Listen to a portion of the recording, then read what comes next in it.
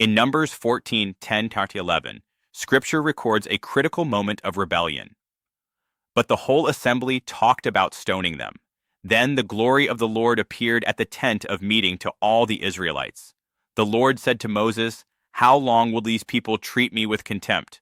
How long will they refuse to believe in me, in spite of all the signs I have performed among them?" Despite God's miraculous acts, the parting of the Red Sea, manna from heaven, water from the rock, the people hardened their hearts and refused to believe. Their desire to stone Joshua and Caleb, who had faith in God's promise, reveals their spiritual blindness and deep rebellion. As Hebrews 3:12 warns, "See to it, brothers and sisters, that none of you has a sinful, unbelieving heart that turns away from the living God."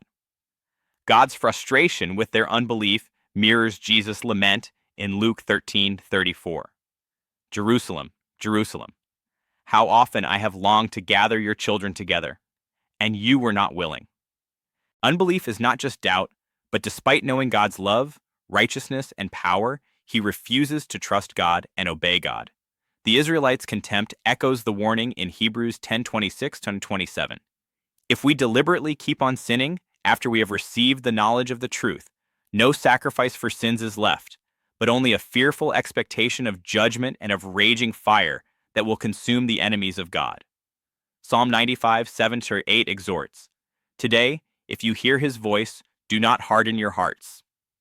Obedience to God is man's true response to God's faith.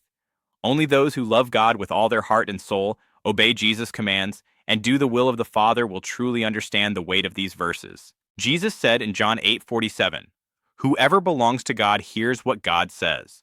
The reason you do not hear is that you do not belong to God." To grasp the mystery of Numbers 14:10-11 is to know this. Unbelief will close the door to God's promises, and faith expressed through love for God and obedience to God will open the way to God's eternal blessings.